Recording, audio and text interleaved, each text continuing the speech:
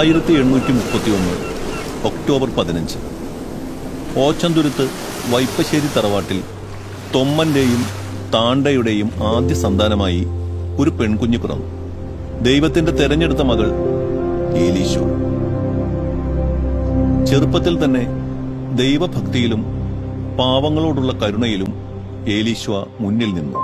16-ാം വയസ്സിൽ കൂനമ്മാവിലെ വാകയിൽ തറവാട്ടിലെ വത്തരു എന്ന യുവാവിനെ ഏലീശോ വിവാഹം ചെയ്തു.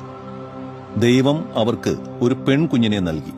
അന്ന എന്ന് അവൾക്കവർ പേരിട്ടു.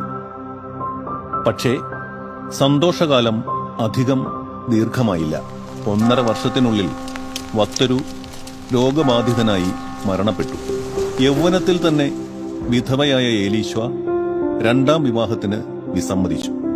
പകരം ഏകാന്തതയിലും പ്രാർത്ഥനയിലും വീടിനടുത്തുള്ള പാവങ്ങളെ സഹായിക്കുന്നതിലും അവൾ ആശ്വാസം കണ്ടെത്തി.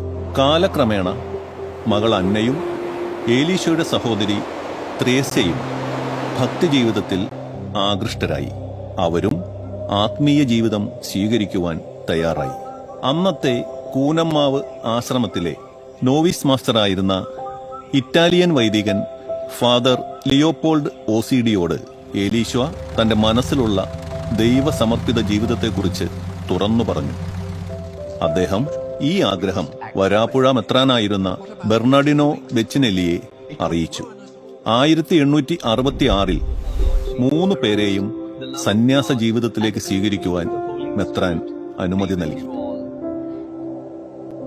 ഏലീശോയുടെ സ്വന്തം പുരയിടത്തിൽ മുളകൊണ്ട് നിർമ്മിച്ച ചെറിയ ഒരു വീട്ടിൽ നിന്നാണ് ഈ ദിവ്യ സന്യാസ സഭയുടെ ആദ്യ പ്രവർത്തനം ആരംഭിച്ചത്.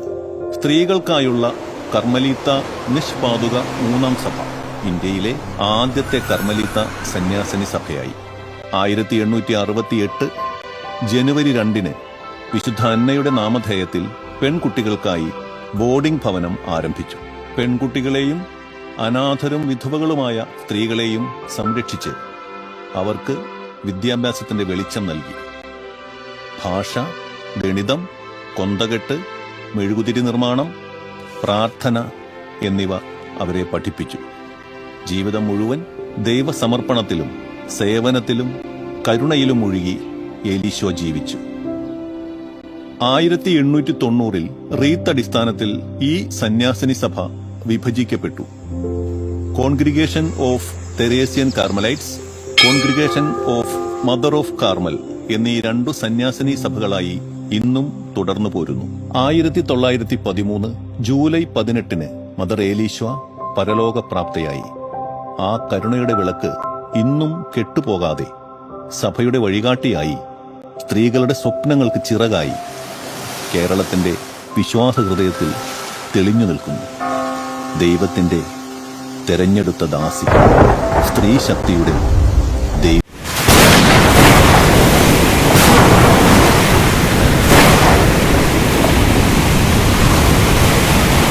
പ്രഖ്യാപനം. മദർ ഏലീശോ വാകയിൽ.